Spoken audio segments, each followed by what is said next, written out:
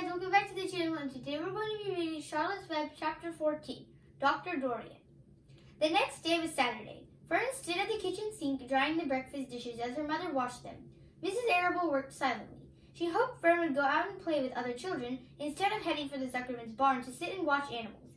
Charlotte is the best storyteller I ever heard, said Fern, poking her dish towel into a cereal bowl. Fern, said her mother sternly, you must not invent things. You know spiders don't tell stories. Spiders can't talk. Charlotte can, replied Fern. She doesn't talk very loud, but she talks. What kind of story did she tell? Asked Mrs. Arable. Well, began Fern, she told us about a cousin of hers who caught a fish in her web. Don't you think that's fascinating? Fern, dear, how would a fish get in a spider's web? Said Mrs. Arable. You know it couldn't happen. You're making this up. Oh, it happened all right, replied Fern. Charlotte never fibs. This cousin of hers built a web across the stream. One day she was hanging around on the web and a tiny fish leaped into the air and got tangled in the web.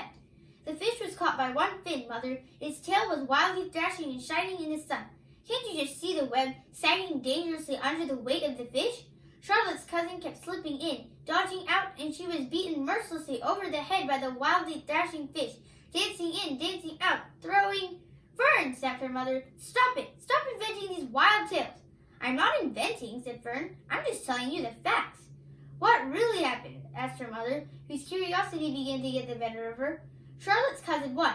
She wrapped the fish up, then she ate him when she got good and ready. Spiders have to eat, the same as the rest of us. Yes, I suppose they do, said Mrs. Arable vaguely. Charlotte has another cousin who is a balloonist. She stands on her head, lets out a lot of line, and is carried aloft on the wind. Mother, wouldn't you simply love to do that? Yes, I would, come to think of it, replied Mrs. Arable.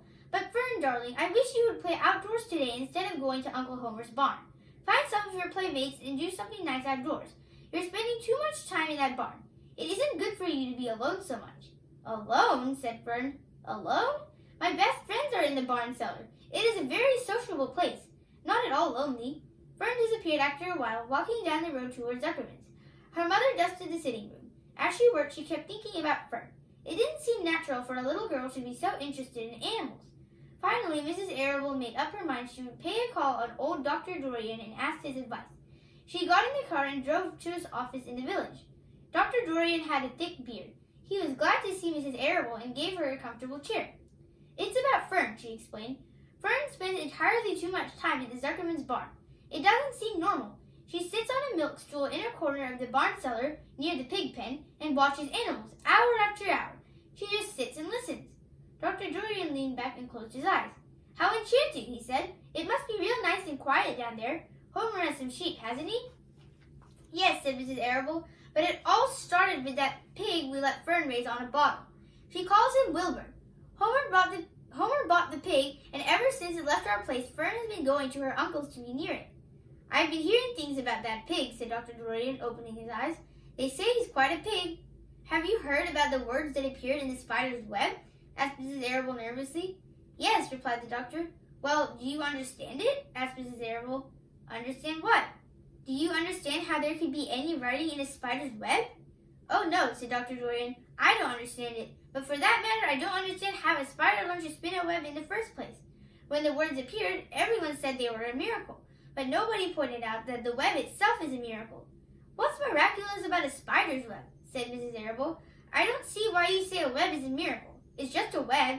Ever try to spin one? Asked Dr. Dorian. Mrs. Arable shifted uneasily in her chair. No, she replied, but I could crochet a doily and I could knit a sock. Sure, said the doctor, but somebody taught you, didn't they? My mother taught me. Well, who taught a spider? A young spider knows how to spin a web without any instructions from anybody. Don't you regard that as a miracle? I suppose so, said Mrs. Arable. I never looked at it that way before. Still, I don't understand how those words got into the web. I don't understand it, and I don't like what I can't understand. None of us do, said Dr. Dorian, sighing. I'm a doctor. Doctors are supposed to understand everything, but I don't understand everything, and I don't intend to let it worry me. Mrs. Arable fidgeted. Fern says that animals talk to each other. Dr. Dorian, do you believe animals talk?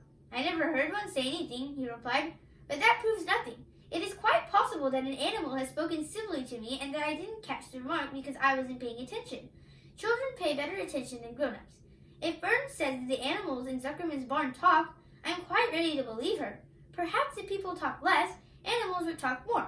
People are incessant talkers. I can give you my word on that. Well, I feel better about Fern, said Mrs. Arable. You don't think I need worry about her? Does she look well? Asked the doctor. Oh, yes. Appetite good? Oh, yes, she's always hungry. Sleep well at night? Oh, yes. Then don't worry, said the doctor. Do you think she'll ever start thinking about something besides pigs and sheep and geese and spiders? How old is Fern? She's 8. Well, said Dr. Dorian, I think she will always love animals, but I doubt that she spends her entire life in Homer Zuckerman's barn cellar. How about boys? Does she know any boys? She knows Henry Fussy, said Mrs. Arable brightly. Dr. Dorian closed his eyes again and went into deep thought. Henry Fussy, he mumbled. Remarkable. Well, I don't think you have anything to worry about. Let Fern associate with her friends in the barn if she wants to. I would say, offhand, that spiders and pigs were fully as interesting as Henry Fussy. Yet I predict that the day will come when even Henry will drop some chance remark that catches Fern's attention. It's amazing how children change from year to year. How's Avery? He asked, opening his eyes wide. Oh, Avery, chuckled Mrs. Arable. Avery is always fine. Of course, he gets into poison ivy and gets stung by wasps and bees and brings frogs and snakes home and breaks everything he lays his hands on. He's fine. Good, said the doctor. Mrs. Arable said goodbye and thanked Dr. Dorian very much for his advice. She felt greatly relieved. Thanks for watching. Be sure to like and subscribe.